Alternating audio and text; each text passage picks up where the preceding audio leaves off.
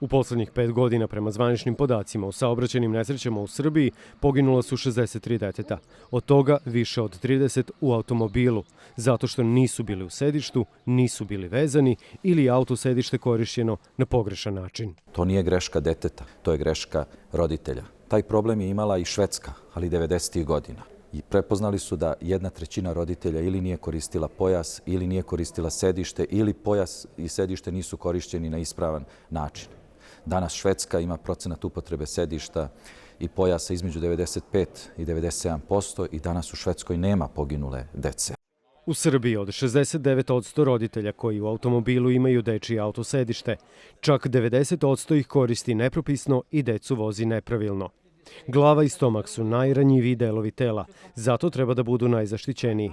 To se postiže prevozom dece u autosedištu, postavljenom suprotno od smera kretanja vozila. Kada je sedište okrenuto frontalno u slučaju udesa, telo će se pomeriti napred.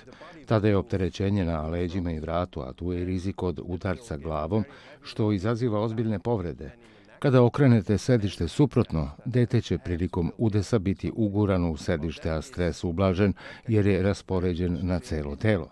Najnovije evropske studije pokazuju da sedišta okrenuto suprotno od smera kretanja treba primenjivati sve do 7. godine deteta. U Srbiji imamo problem sa tim da roditelji ne poznaju dovoljno značaj tog važnosti vožnje u suprotnom smeru. Mi negde insistiramo i predlažemo da se dete bar do 15 meseci vozi u smeru suprotnom od smera vožnje. Jako puno zabluda postoje, generalno plašimo se da ćemo deci povrediti noge ako su u suprotnom smeru i generalno mnogo više brinemo računa o toj nekoj udobnosti.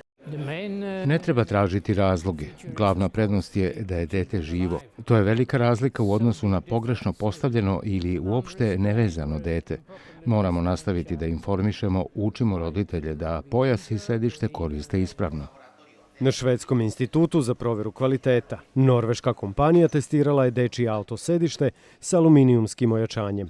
Test urađen u simulaciju udesa pri brzini od 57 km/h pokazao je da sedište ostaje neoštećeno, a dete sa minimalnim povredama. I dalje jedan deo roditelja smatra da sedište nije bitno, i dalje jedan deo roditelja smatra da pojas nije bitan, ne veruju pojasu i sedištu. Zbog nevezivanja pojasa u Srbiji godišnje život izgubi više od 100 ljudi. Među njima su i deca.